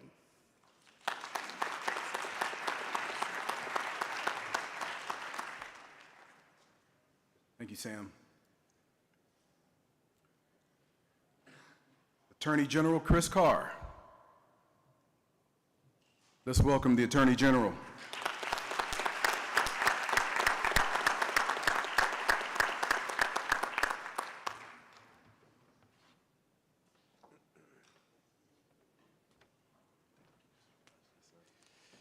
President Twyman, thank you. What the president failed to note is that we are law school classmates. So I want you all to know he is what a smart member of the class of 1999 at the University of Georgia looks like. He is yeah, absolutely, go Dogs. He is also a diehard Atlanta Falcons fan, which sometimes is difficult, and he is a wonderful human being. Chris, I am so proud of you. I will note his hair was not that gray when he took the job as the State Bar President. I don't know what happened. President Twyman, thank you for giving me an hour and a half to give my final speech to the bar. President-elect Bill Gentry, wish you well. Thank you for your service. The entire executive leadership team, thank you for the work that you do to grow and to improve our bar and the legal profession at large. I want to also recognize Chief Justice Peterson, Chief Trent Brown, all of our friends from the bench who are here today. We're grateful for your service and your commitment to ensuring a fair and impartial jury. And with all the judges that I've seen, it reminds me of a quote that you all probably have heard from William Howard Taft. I love judges, and I love courts. They are my ideals that typify on earth what we shall meet hereafter in heaven under a just God. I have no clue if that's true, but I've been keeping that quote for a long, long time, and it has nothing to do with what I'm about to talk about, but I wanted one more chance to suck up to judges as the Attorney General. Thank y'all. Thank you. That may be the highlight, so I'm going to try to keep going. But finally, I want to thank all of our partners from the Georgia Legal Food Frenzy as well, including those at the State Bar and the Young Lawyers Division. We just wrapped up the 15th annual competition, raising more than $745,000 for our regional food banks and our neighbors in need. That's the equivalent of 3 million meals, and I can't tell you how grateful that I am to have been a part of this effort as your Attorney General. Over the past 15 years, we have raised enough money to provide roughly 32 million meals for Georgia's children, veterans, seniors, and families. So please give a round of applause to all the folks in this room that have made that difference. I truly do believe that this is a legacy that's worth celebrating, and I hope you will continue to support our regional food banks and this incredible effort moving forward. Nearly 10 years ago, I took the oath to support and defend the Constitution of the United States, the Constitution and laws of the state of Georgia, and to represent the interests of the people of this state. And I hope that that's exactly what we've done. To all of those in this room that have worked with us and partnered with us, I say thanks. I truly appreciate it. You have stood with us, and we've stood together to pursue justice, to keep our community safe, and to strengthen a legal system that is the foundation of our free and fair society. I'm so proud of what we've accomplished, and I'm especially grateful for the hundreds of dedicated individuals that I have had the great opportunity to work alongside at the Attorney General's office. We're basically a small firm when you consider the scope of our practice, and we're responsible for roughly 10,000 matters on any given day. For example, right now in our criminal justice division, they're handling nearly 2,500 state and federal habeas cases, along with more than 460 capital felony appeals, all divided among 16 in-house attorneys. Our general litigation division handling more than 200 open cases, including pending lawsuits, workers' comp, civil rights, and those cases are divided amongst 13 in-house lawyers. And our Consumer Protection Division is handling over 200 open cases involving consumer complaints and potential violations of the Fair Business Practices Act. And those are divided among 9 in-house attorneys. And it's because of their action in CPD that we've been able to secure over $1.6 billion for consumers and taxpayers since 2016. That includes a, ironically, successful suit against MV Realty, a Florida-based realty company, that conned more than 3,300 Georgia homeowners into signing long-term predatory contracts, many of which resulted in property liens. We took action against various manufacturers, distributors, and retail pharmacies for contributing to the opioid crisis. And I want to thank the lawyers that are in this room and around the state that work with us, that represented cities and counties and sheriff's offices.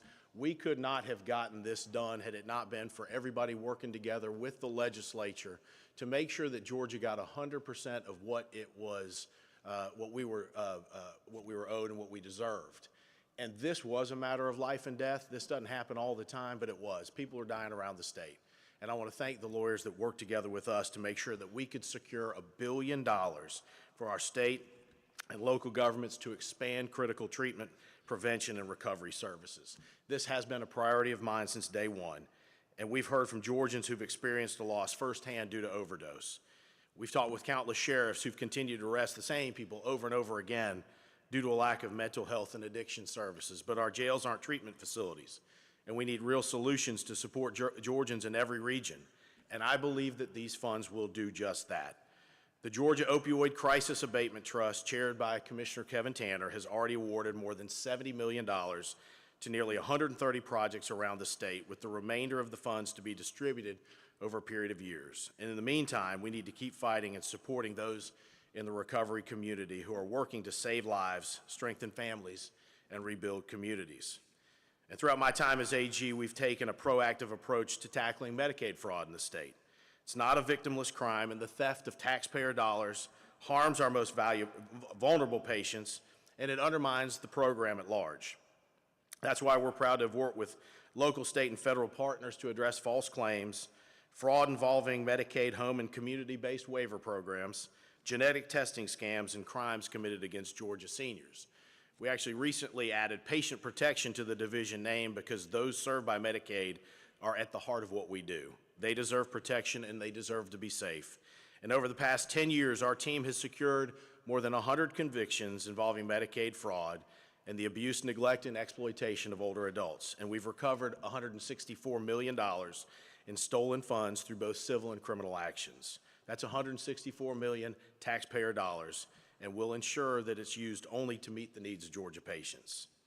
And since taking office, and we have a few former solicitors general that are in the room now, I'm proud of what we've done to build that unit, and we are on the forefront of critical fights to protect the rights of all Georgians as a result. In 2024, we led a multi-state suit to support our farmers and landowners who are facing massive overreach from the EPA involving the definition of the waters of the U.S., and we won. We also recently argued an important case in the 11th Circuit involving state law that enhances parental rights and requires critical age verification measures on social media platforms. There's no doubt we're dealing with more and more challenges and appeals each year. In fact, between October 25 and October 26 upcoming, our Solicitor General's unit will have handled nearly 30 oral arguments, including a major argument before the U.S. Supreme Court this fall. It's our job, and it's one that we're proud to do, defending and upholding the rule of law and the Constitution of the United States. We've also got a responsibility to ensure the safety of our fellow Georgians. In fact, the Georgia Constitution says it's the paramount duty of government to protect person and property. And that's why I'm proud of the work we've done to expand our office from a primarily civil practice to an aggressive and highly effective and successful criminal practice as well. In 2019, working with the legislature and the governor, we created the first of its kind statewide human trafficking prosecution unit, so we could work with all levels of law enforcement to rescue victims and prosecute offenders. And since then, we've secured more than 70 convictions, and we've rescued and assisted more than 200 children. We didn't stop there. We heard from local and state partners who were dealing with a surge in gang activity. So again, we stepped up, took action, worked with the governor and the legislature, creating Georgia's first statewide gang prosecution unit in 2022. We've already secured 140 convictions, and the majority of those cases involve both fatal and non-fatal shootings. We've worked far too many crime scenes involving the deaths of children as young as 4 years old. Children who had absolutely no part in a senseless gang war. Children who've lived in communities dominated by gang activity and violent crime, where families are afraid to sit out on their front porch steps at night and parents are scared to let their kids walk to and from the bus stop every day. Because all Georgians, but that's why we do what we do, because all Georgians, no matter your race, your gender, your religion, your sexual orientation, where you live or where you're from, deserve to feel and be safe. But public safety isn't just a quality of life issue, it's an economic development issue as well. And it's why in 2024 we worked again with the governor and legislature to create Georgia's first statewide organized retail crime unit so we could take down the criminal networks that are targeting retailers of all sizes, leading to $3 billion in lost revenue in Georgia alone. We've already partnered with Home Depot, Lowe's, Target, Walmart, Racetrack, Parker's Kitchen, and others to indict dozens of individuals in multiple counties, and we're not letting up anytime soon. We've also strengthened our efforts in other areas, and that includes white-collar and cyber crimes, partnering with the FBI and GBI to prosecute large-scale cyber networks, recovering millions of dollars for Georgia's senior citizens, businesses, and state agencies, and we've worked with local industries to ensure they're protected from cyber threats and scams. There's no doubt that our office looks a lot different than it did 10 years ago.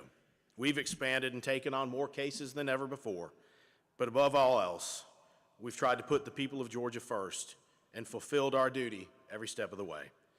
We've continued to defend and uphold the Constitution and, as the chief said, the rule of law. And that's more critical now than ever before.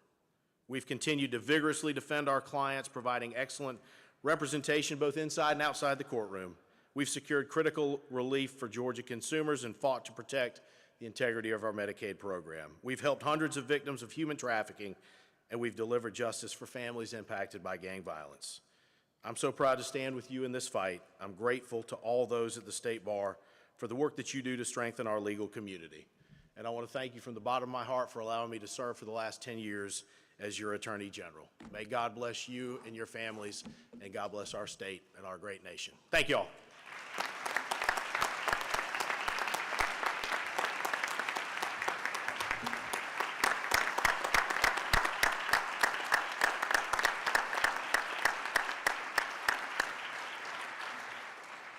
Thank you, Chris. We will now hear from the Judiciary Committees of our General Assembly, beginning with the House Judiciary Committee, Vice Chair Representative Matt Reeves. Welcome, Matt.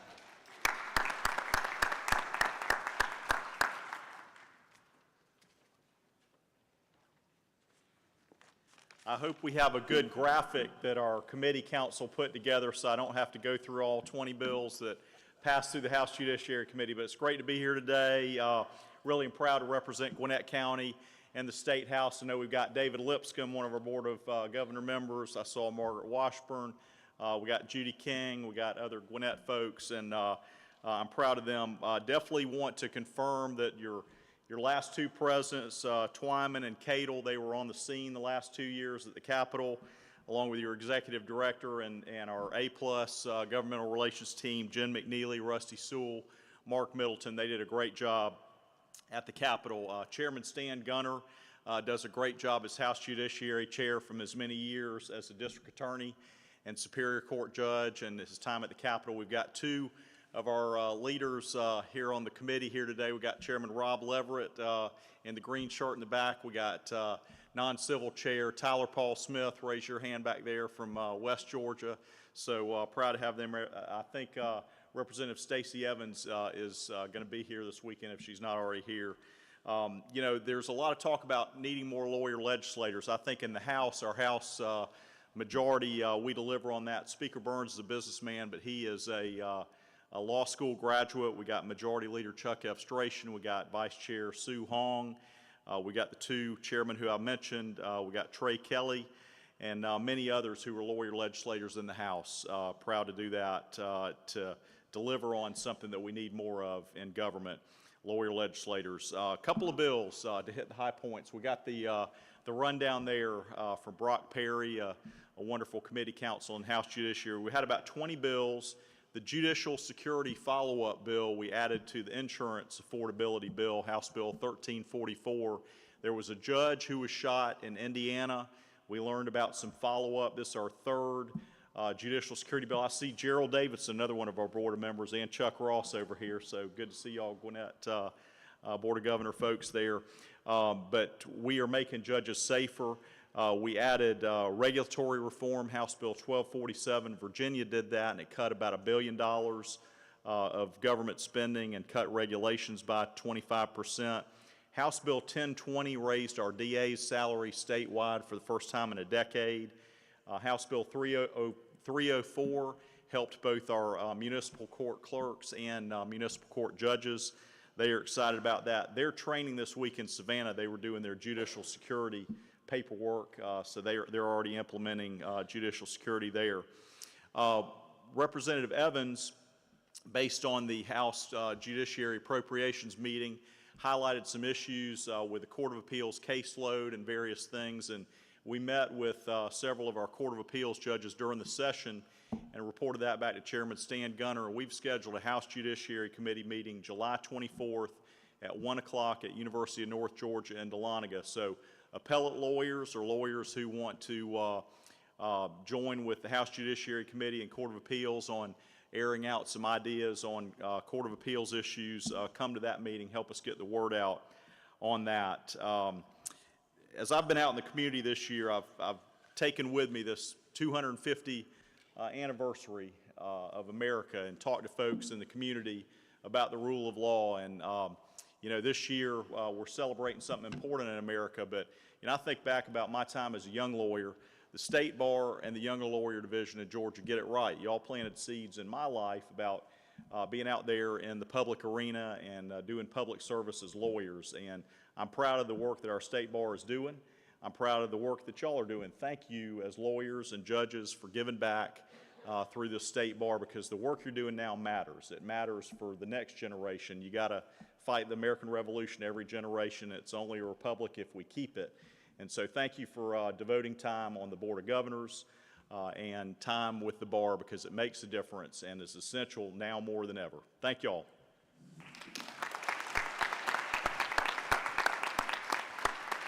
Thank you, Representative Reeves. Now, please help me welcome Senator Brian Strickland, Chair of the Senate Judiciary Committee.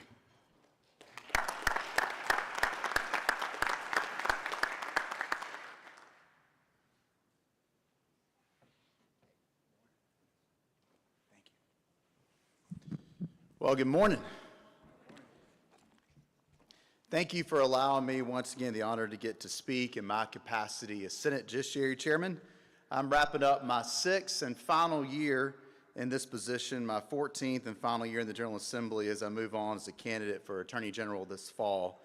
Every time I've come before y'all every year, I try to find some new way to talk about how we need more lawyers in the General Assembly.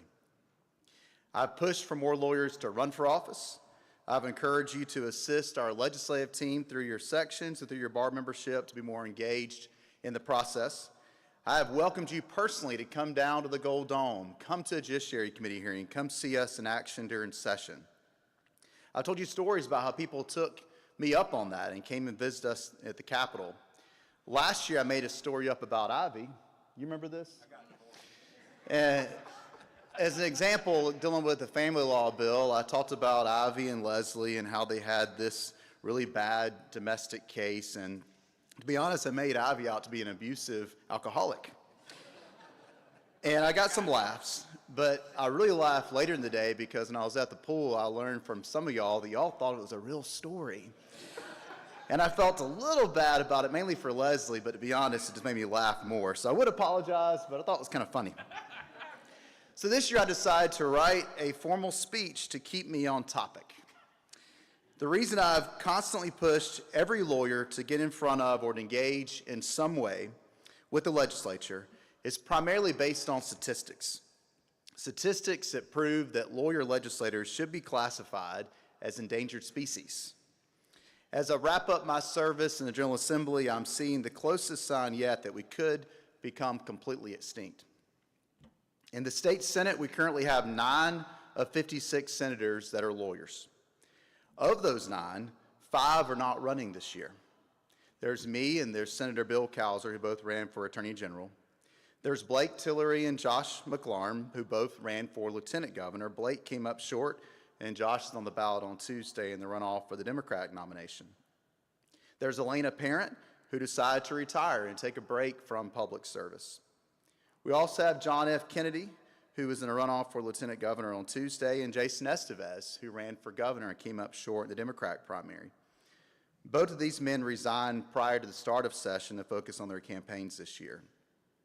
While there are some lawyers running to replace some of us, we only know for sure that these incumbent lawyer legislators are coming back.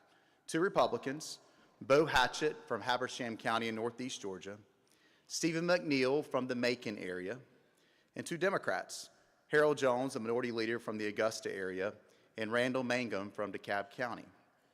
So of 56 senators, if we re-elect these incumbents, they will have to carry the weight for our profession, a profession that serves a system that is the foundation of our republic and our state government itself.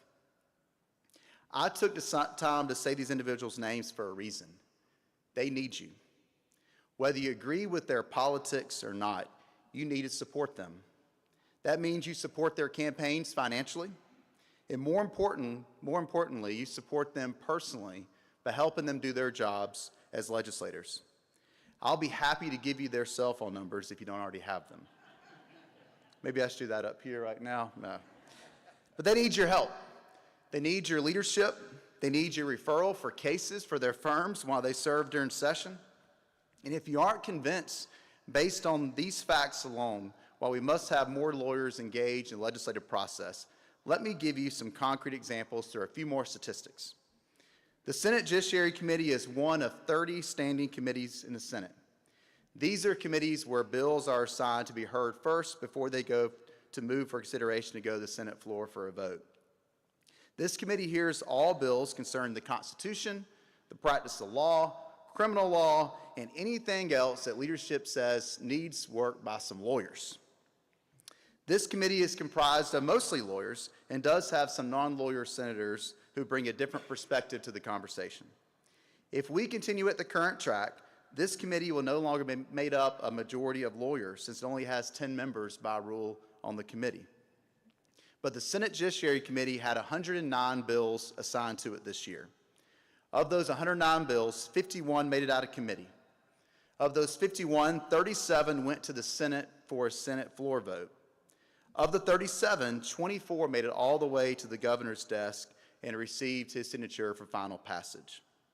When you look at the 30 committees that are assigned Senate bills, Judiciary had the highest percentage of bills that made it through the process.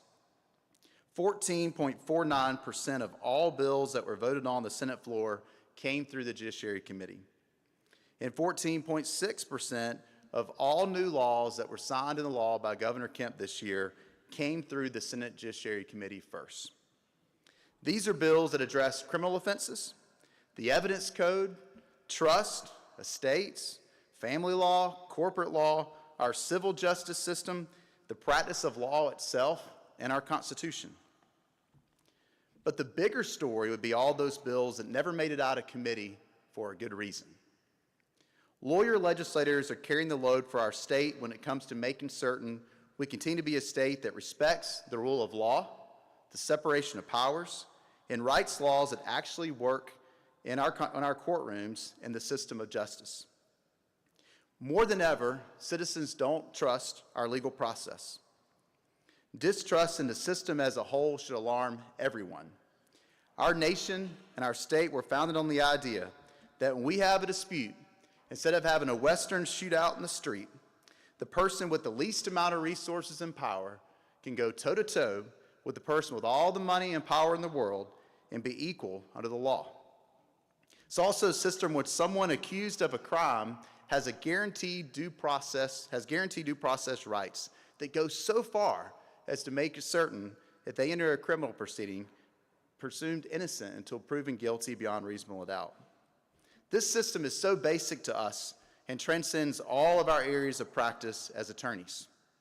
But we have to push back when politicians on either side of the aisle take actions or make statements that erode trust in our system. I can tell you from working at the Capitol that whether they admit it or not, this lack of trust in our system bleeds over with many elected officials that share the same mindset. We see it from time to time with folks less inclined to support things like funding for judges, other officers of the court, or in debates about access to justice for everyday citizens. Enhancing trust in the law is something that also falls on each of us with our daily practice. In my practice, most of the folks that I represent are experiencing our justice system for the first, and they're hoping, only time in their lives. I often say that as an attorney in the courtroom, this is an opportunity to prove to my client that a system that they don't believe in actually works. You don't do that by winning because you can't always win, but you do that by making sure they felt heard and that the system was fair to them. In addition, becoming a trusted voice in our legislative process, another way we can prove to non-lawyers and all those that engage in this process that while our system of justice will never be perfect, it is the best system in the world and should be protected and consistently improved every single day. So I can say I followed the rules and actually gave a legislative update. I will mention one bill from this past session, and luckily it was one that Chairman Reeves did not bring up already. And that was H.R. 251. It was a bill I was proud to sponsor in the Senate that came from our probate court judges. And it calls for a constitutional amendment to our state constitution to provide that all of our probate court judges are elected as nonpartisan. You will have the opportunity to vote on this amendment when you go to the ballot box this November. It is something that former governors Nathan Deal and Roy Barnes came together to openly support. Chief Justice Nels Peterson also highlighted the importance of this act in his State of the Judiciary speech this year. These judges are the last ones in our system to be elected with a R or a D next to their name. And it's so important that our public knows that our judiciary across the board isn't red or blue, and will also strive for justice no matter who is seeking it, no matter which way the winds of public opinion are blowing. This measure passed the Senate 46-0, and it stood as a testament to how in crazy times like now, Democrats and Republicans, rural and suburban and urban legislators can still work together and jointly deliver a message that our citizens need to hear. It also speaks volumes to the work that our Probate Court Judges Council did to get a bill like that through their process and to get the 2/3 vote in the House and Senate to make sure that made it to the governor's desk. So I will close now by saying thank you to your government affairs team, our government affairs team. Jen McNeely, our Director of Government Affairs, and her support team, Rusty Sewell, Mark Middleton, Roy Robinson. They are taking the initiative to address the lack of attorneys in the legislature head-on. In February, they hosted an interactive workshop for attorneys interested in running for a higher office. 20 attorneys qualified to run this past year for the General Assembly, and 2 of them went through this program.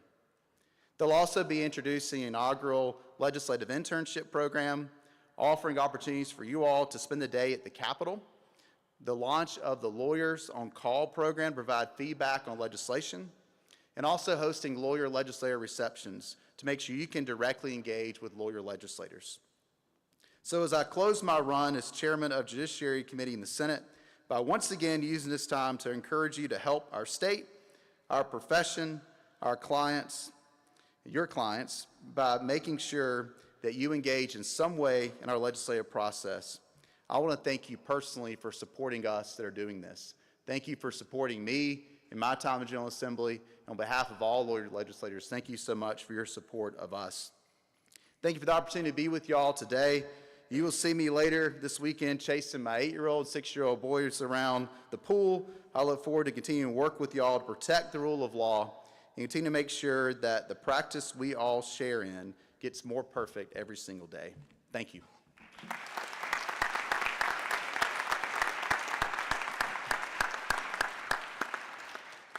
Thank you, Senator Strickland. And now we'll hear from our YLD President, Veronica Cox, with a report from the Young Lawyers Division.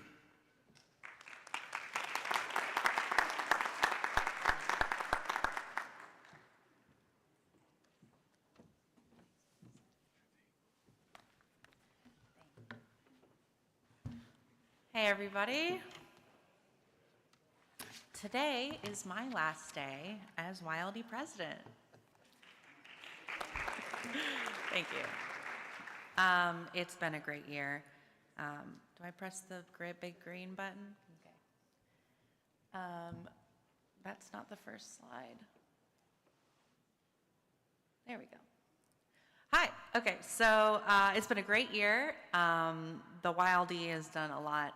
It's been an absolute honor to lead this group of talented young lawyers, and I'm just so thankful for the opportunity. So this year, the YLD had 60 events, including networking, service, and social opportunities. Of those 60 events, we had a total of 22 CLE credit hours, and over 2,000 attendees connected with YLD various events. I set out at the beginning of this year to increase our attendance, and I feel really proud of those numbers. And here are just a few pictures from some of our fantastic action-filled events this spring from some of our committees. Our YLD spring meeting this year was in Asheville, North Carolina. It was a trip. We served 79 families at the Hominy Crisis Center, and we had a fantastic CLE from the mayor of Asheville. She's also a lawyer, and the city attorney from Asheville, they're in the bottom left picture. They talked to us about disaster relief and an attorney's function. It was really informative and very enjoyable. And then we also had some fun networking with the North Carolina YLD. I also wanted to mention our YLD Leadership Academy. This is the 20th anniversary of the Leadership Academy. Those folks will be graduating this afternoon and receiving their plaques at the YLD General Session. If you see them around, I've said this before, I'll say it again, they are ripe for the picking. Please volunteer them to join your committees. They're eager to help. And lastly, I know Attorney General Chris Carr already mentioned the legal food frenzy, but it is a competition, and so I had to, and I know how serious lawyers take their competitions, so I had to put the winners up on a slide just to follow up with that and notify you all of who took the cake this year. We'll be having an award ceremony in a couple of weeks at the Atlanta Community Food Bank. I just want to say thank you again to everyone who helped make this year a success. I want to thank President Twyman for his recognition and collaboration with the Younger Lawyers Division and for his commitment to the rule of law throughout the year. I will say that the video that we had to film, I don't think I've been that nervous for any, like I was more nervous for the video than I was for trial, I think because if you've ever met a high schooler or a middle schooler, you know why. I want to thank Jessica and Jamie for all their hard work behind the scenes and all of my officers for their support and to my husband and my daughters for being there for me. And I look forward to see what Virginia has in store for the YLD next year. Thank you all so much.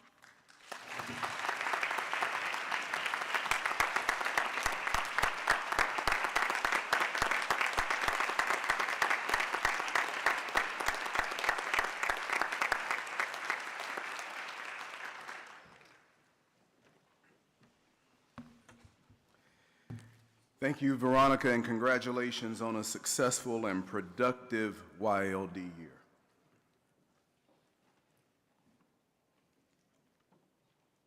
Since our 2025 annual meeting, 98 members of our bar have passed away.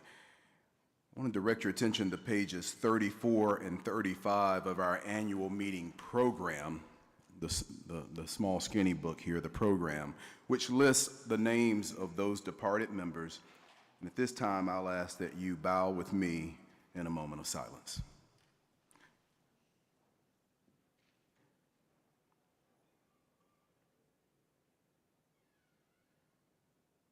Thank you.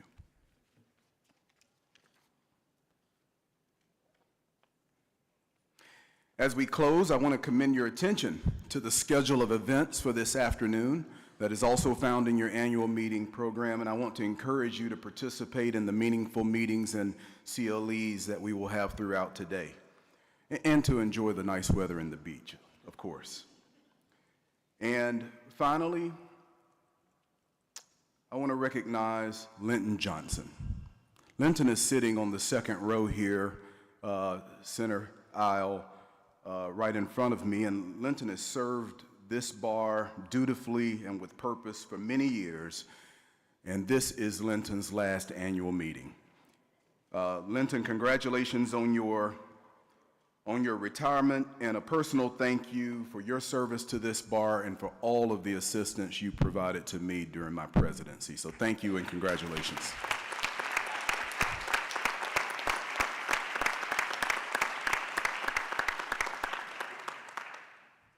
And if there's nothing else, at 11:05, we are adjourned.